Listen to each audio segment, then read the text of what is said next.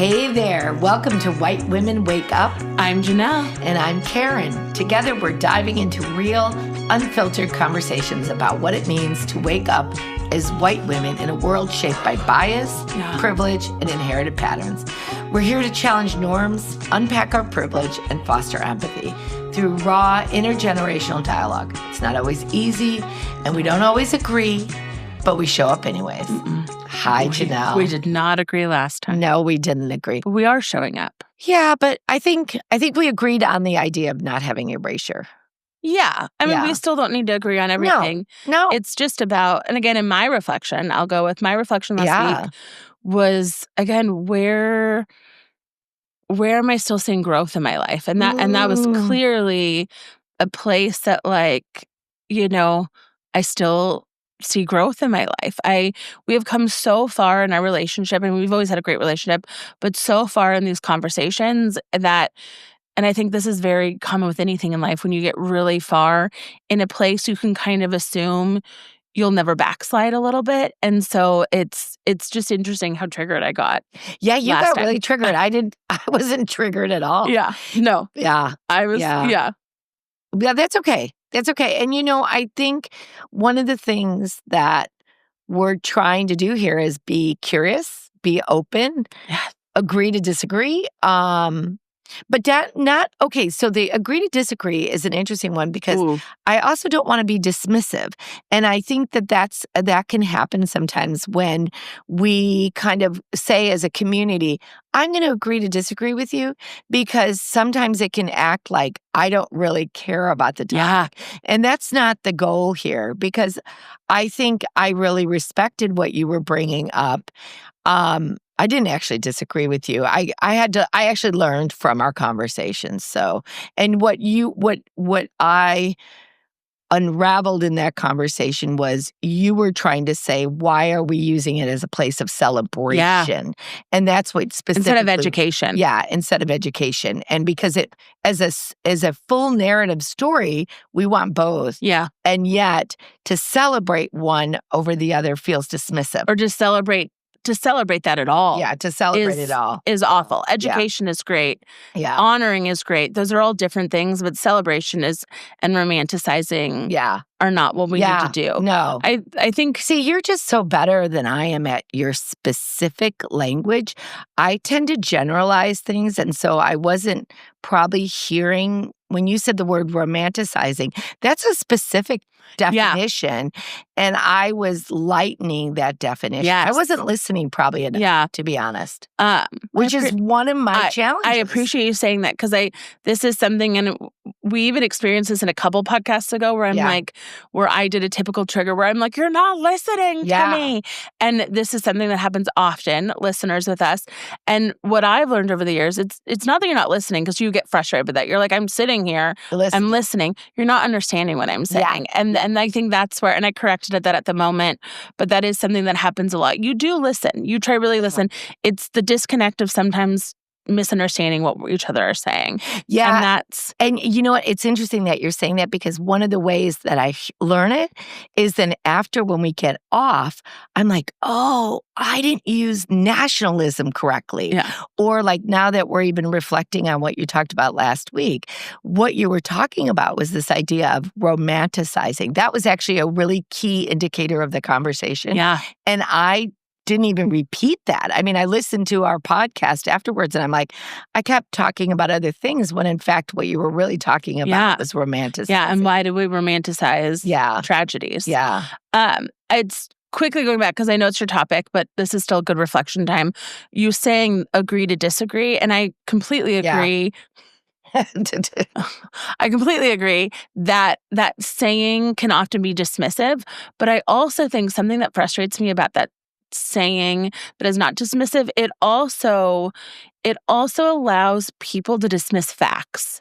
So I think, especially in our society today, where people are really associating opinions with facts and having different opinions is different than agree to disagree. And so I think, especially in the conversation that we're having, agree to disagree. And that's what I was trying to get last time, that you were like, well, we can have different opinions. And I'm like, no, this is not about opinions. Like, factually, I mean, there are opinions in there. I agree. But if we're looking at growth as a society, there really is only like one path there kind of thing. And so that agree to disagree of this, and I'm not saying you said that, but I think in these types of conversations, it's hard for me to have an agree to disagree on a lot of this stuff kind of thing. Because, okay, and let me step back because I don't think I'm saying it right. I can see on your face that you're no, like, that's actually, not. I'm trying to think of what I have something I want to say about that, but I want to wait. Yeah, so stepping back, I actually think what I mean when I agree to disagree is because we're talking about other people's lived experiences most often in these things and how other people, and so we as white people, when we say agree to disagree, it is truly dismissing the other experiences that we're talking about. So it's not even taking into account my own opinion. Like, I'm not saying this is my own opinion. I'm saying this is fact of these lived experiences. And so that's why I think it is tricky with these conversations of it can't be an agree to disagree situation. I think what you're saying too, or at least what I'm hearing you say, or at least what I'm taking away from, is how important it is to distinguish. So one of the things that I could say to that is, these are the facts. I have an opinion about those facts. That's truth. Yeah. But then but by stating that, someone sees that I've acknowledged the facts. Yeah. And yet my opinion around those facts are simply my opinion. Yes. Because everyone has a right to an opinion. Totally. But to change facts is what we're confusing. Yes. We're really confusing that now. And we're calling the language of opinion truth. Yeah. And we're actually getting our language confused. Yes. And I think one of the things that your neurodiversity has benefited you is that you're really careful about the language you use. Yeah. And you're careful about how you define that language. I think I am not careful, or I assume I understand what something means, or I haven't interrogated what that means, and I use it casually, and it gets me in trouble. It does, but I have to say something that you really do is, like you said, you take a lot of reflection on it. And so this is something that you've always done, but especially in the last couple of years of really kind of understanding, instead of just assuming that you knew, you do take reflection on it and see where might I learn something else. And so I think that's a really strong attribute you have. Thank you. You're welcome. This isn't compliment time, everyone. Okay, so speaking of reflection, I think what my topic is going to be interesting. You know, one of the things that Janelle and I are trying to do to divvy up tasks is Janelle is doing all the blog writing. If you haven't gone onto Substack or our blog page and started reading some of her blogs, they're amazing. But I'm committing to doing a lot of the reading. Yes. So I've been spending a lot of time reading books, and I don't think I've even recommended this book yet, but came across it, called Decolonizing Therapy. I've been reading the book Louder Than Lies that we did recommend, and it is really about the Asian American experience. Ellie Young Kemp wrote the book, and it's beautiful. And I think her dialogue around history and colonization probably sparked my interest in doing this book, Decolonizing Therapy. And this is really good too, by Jennifer Mullen, and I'll put that in Instagram later. But anyways, both of these, again, naive. I've spent a lot of time. You are naive. I'm naive. Not the authors. Naivety. I've spent a lot of time looking at my discipline, which is design, and decolonizing my design curriculum. Well, duh, wouldn't every discipline be able to decolonize their discipline? And so this decolonizing therapy is what sparked it. So in order for me to have this conversation with you and I had to go back to our mission statement, which is we're going to have discussions on bias. Okay. Yeah. So if we agree on what bias is, which is a prejudice in favor of or against one thing, person or a group compared with another, often unfairly, Yeah. it can manifest itself in various forms. So that's a definition, conscious or unconscious, explicit or implicit, institutional, and so forth. So we're having conversations around bias. Yeah. I want to go a little historically deeper and have the conversation around colonization. Because the more that I've been reading these two books, the more that I am really, not that I wasn't aware, but I guess becoming more explicitly aware of what colonization has done to my, and actually in my research, the result is it's left me unimaginative. Yeah.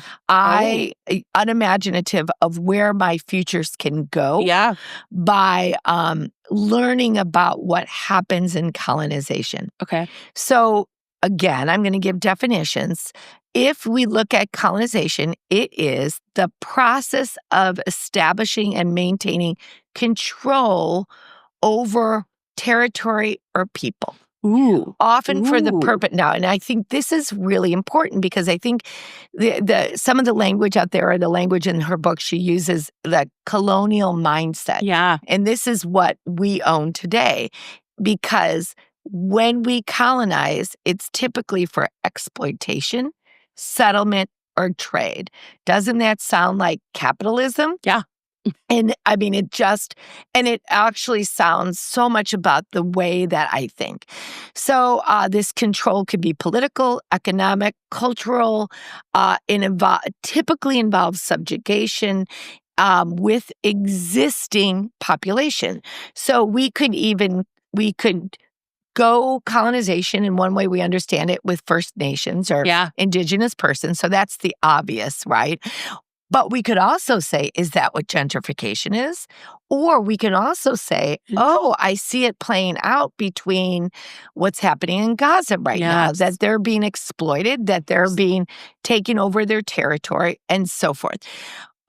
So I want to do one more history thing. Are you doing okay with this? No, I love all of this. So again, these books aren't specifically about colonization in the historical framework, but I wanted to understand it so that I could figure out where it came from. They're about the impacts. The impacts. So one of the ways, and we can see that it's dominated through history forever, but maybe this is related to our other podcast with white Christian nationalism, is the doctrine of discovery. Do you know what that was? No, tell me about it. Hey.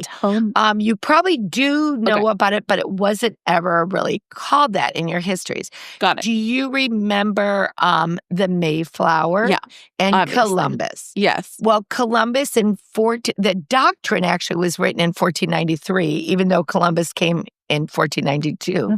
But the doctrine of discovery was done by Pope Alexander VI. Okay. So we see that it's already religious and political, and the kings of Spain.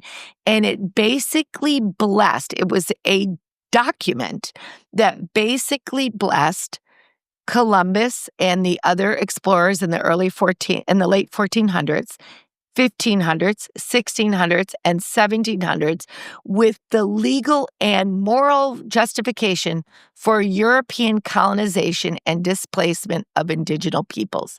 It granted European nations the right to claim and take control of lands not inhabited by Christians, effectively deeming indigenous people as non-existent and their lands as vacant. So this was really ordained. And so you can, rightfully so, you can see why people have said, maybe we need to stop celebrating Columbus Day, because our United States was built on this doctrine.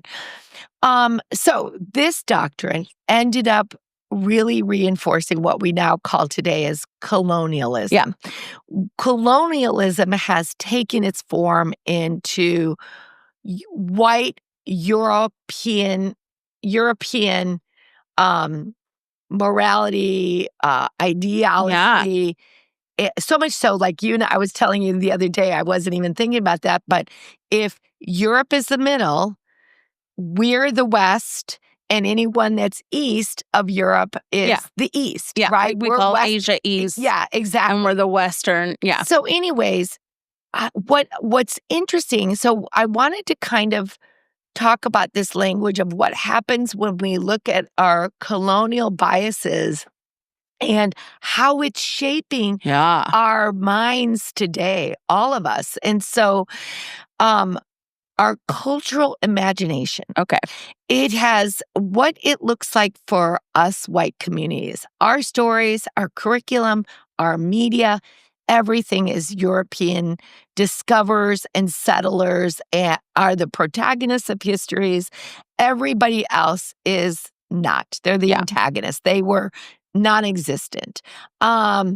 So the other one is our relationship with the land. Yeah. We act as if we came here, we own it, it's ours.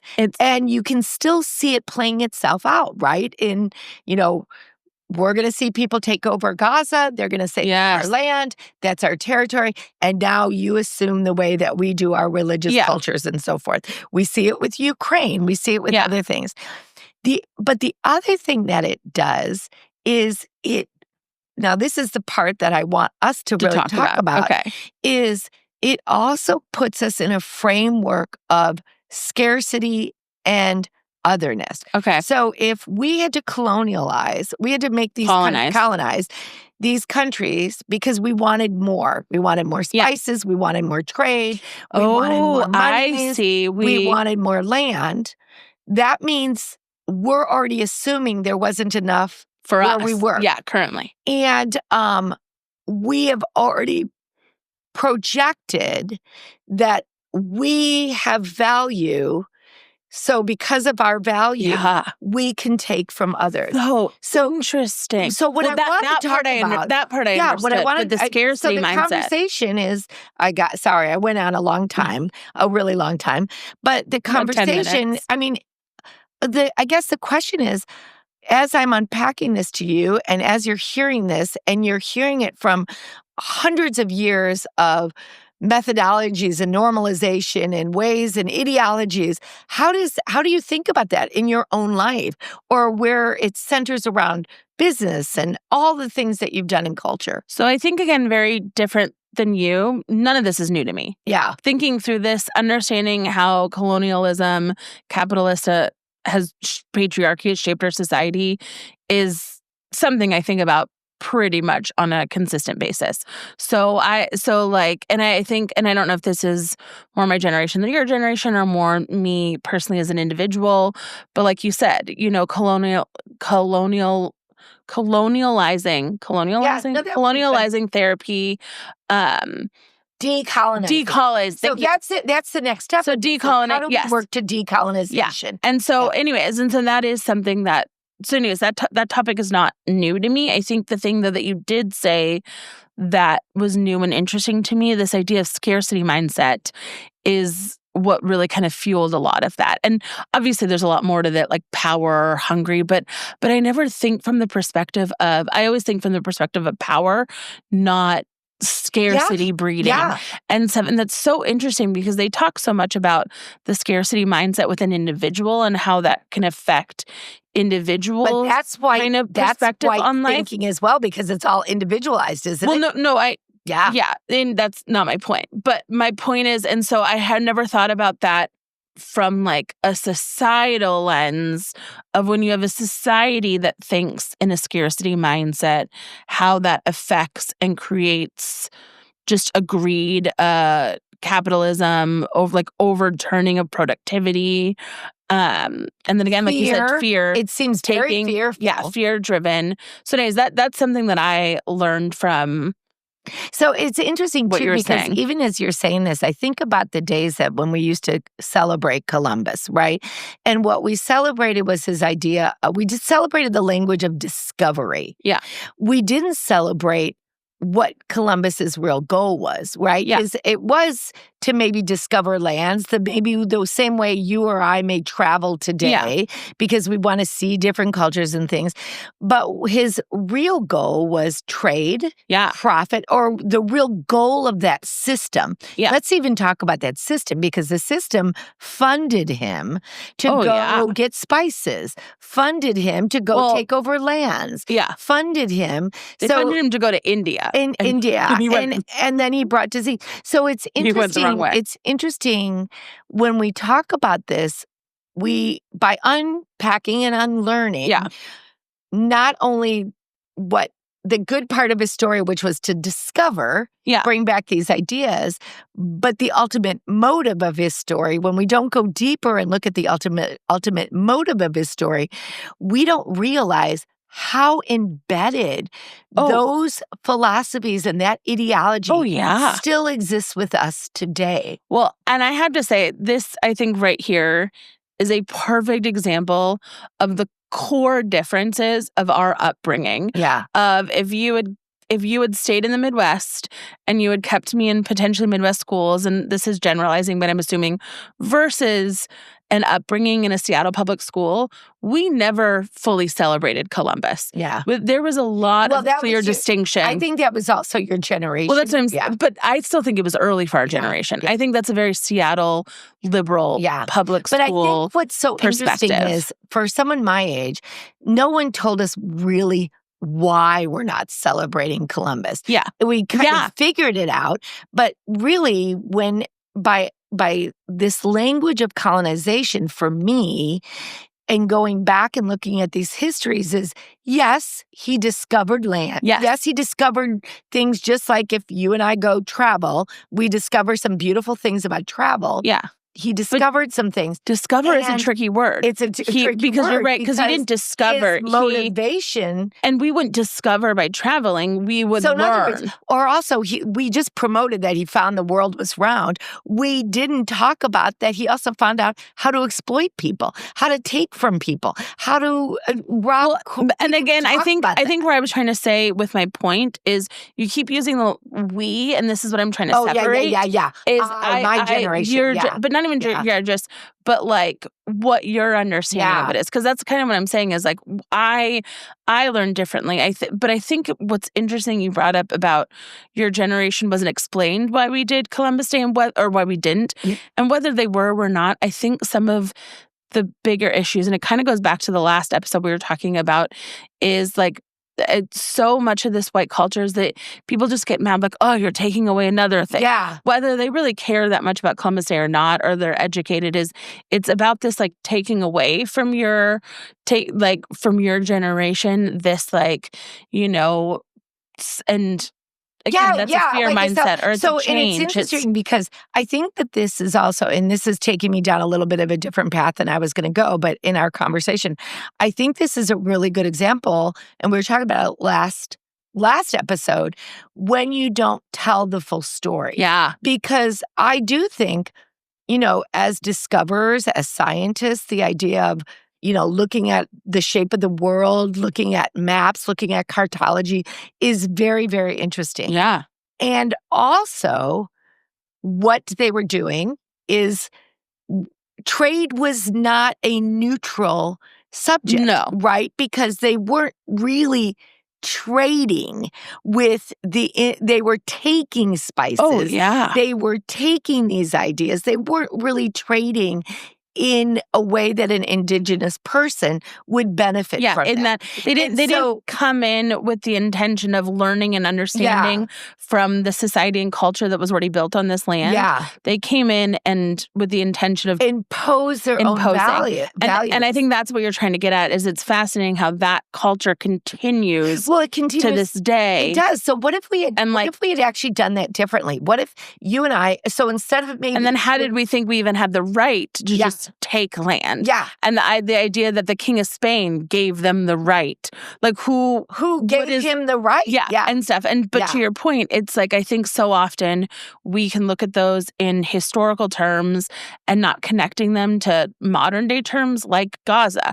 Because you would be like, oh, well, that's so ridiculous. No one would do that nowadays. That's exactly what we're doing in Gaza. It a resort. Exactly. Yeah. But not even that. That's exactly what we've been doing to Palestine for decades now, is taking this land, claiming it for someone else. And still doing it. We're doing it in Puerto Rico. Yes, I mean, we're doing, yes, exactly. Yeah. But this is where, and then what now I'm actually getting more frustrated, not with you, but just my own educational system, because I have the capacity to think yes and, right? So I could have celebrated these early scientists, these early explorers, and I also could have understood how trade, how greed, how exploitation has a disadvantage to humanity. Oh, yeah. And not only did it have it, like, in the end, what benefited me more? Knowing that the world was round, or all the biases that I have inherited from these hundreds of years of, like, racial social construct came about from this doctrine of discovery, right? Or like my still fear, like the scarcity mindset. Yes. These, like, I didn't go in to Americas and ask them, hey, can you teach me about land? And land in a way that I could propagate it so it lives for centuries. Instead, I said, hey, this is how I'm doing it. Do it my way. And so it's really sad that our educational system didn't say to you or I, or didn't say to me at least, I think you have the capability of learning both stories. Well, or here's the deal. Like, I think what I hear you're saying is, yes, we have a lot to work on with our educational system, and it's horrific where it's even going modern day. I mean, there's so much because, like... Yeah, we're erasing it again. We're erasing it again because states have the right to literally do whatever they want. It doesn't even need to be factual truth. That's another point. And so you're right. From an education standpoint, we have so much that we need to do as a country to make sure we're giving critical thinking to our students. And one of it could be, and this is the point is, I would actually like us to critically think about the colonial mindset. But that's not my point I'm getting at. I agree. We can put that on. And I think so often as well-meaning white women, we say that. Let's put it on this, put it on that. Like, these systems need to do a better job. But I think what we're trying to do here is internally, what can we do as a better job? And what I think, or like, how can we grow? And I think what I hear you saying is also, why, as a critical thinker, did you never critically think about what you were taught as a kid? And so I think those are some of the things I think the internal viewpoint is, there's so many now new perspectives out there that we critically think about all the time. There's new things coming, but have we taken time to just, like, unpack some of the initial things that we learned early in life, kind of thing? And so I think that's actually more what I would kind of say. That's really interesting, Janelle. And I have to say, that's what keeps happening as I'm reading all these books, because I thought of colonialism, I thought of colonizing, but I haven't really thought about the colonial mindset and how it's affected me and still affects me every day of my life. Well, and so wait, I want to, before we wrap up, I have a couple things, because this is a little challenging. So what are, like, different ways that we can look at a colonial mindset? And one thing you were talking about, or not look at a colonial mindset, but look at ways in which we can really step in to decolonize. That's because that's our goal. Is to decolonize our mindset. I've worked on decolonizing my discipline in design. I've really listened and incorporated different stories, but I haven't thought about, am I decolonizing my life? Am I decolonizing my therapy? This is a great book for people interested in therapy and therapy practices, a life changer. But one of the things that they're trying, so for example, land acknowledgement. And we're seeing land acknowledgement over and over. We usually will go to a large, conference or something, and someone will give us a land acknowledgement. But one of the things that is really part of decolonizing is reparations. So are you and I love this term nowadays, greenwashing, right? This idea that giving our money, I'm not giving any money to like the Salish Indians right now that my land sits on. And so, or my house sits on that land. So one of the things going beyond just saying I know it, but actually taking action towards taking action. So reparation. The other thing is reauthoring your daily narratives, like your holidays, the things that your work, like you, I'm sure with fashion, decolonizing the stories in which you tell and things like that. The media. But how do you suggest people do that? Like, how do you decolonize the stories that you tell? What does that look like? What does that mean? I think it means looking at different narratives. So, for example, a book that I think I'm going to recommend, I haven't started reading it, but it's called The Serviceberry by Robin Wall Kimmerer. She's the one that wrote Braiding Sweetwater, Braiding Grass, Sweetwater Grass, that we recommended. And that book is a great one because it helps you think about the indigenous mindset. But the Serviceberry is abundance and reciprocity in a natural world. So I think for me, unpacking, I can say one way that I've tried to unpack it is looking at, we talked about like bodies, we've talked about expectations. And if I'm constantly looking at things through a white, women-centered, Eurocentric framework as the standard, I need to change that. I need to open up my standards. So I went to a concert last night and beautifully, they sang a beautifully Africana song and they had a white woman sing it. Now she's beautiful, beautiful voice. And I happened to be sitting with a bunch of my Black friends and they loved it. But there were plenty of Black performers in that concert that I think that they could have maybe, I don't know. This would be something that so I thought about it as I watched it. This would be something that I'd actually really love to hear from our listeners. You know, is that a way of rechanging that colonial narrative? And so that would be one way, is reauthoring your daily lives. And then obviously we've talked about this, but transfer power in the rooms you control. So where do we re-give power in our spaces? So anyways, I just wanted to bring that up. And and for me right now, it's just, I'm reading a lot and it's making me open to things I hadn't thought about. I love that. Learning and that's to the unlearn. point, to grow.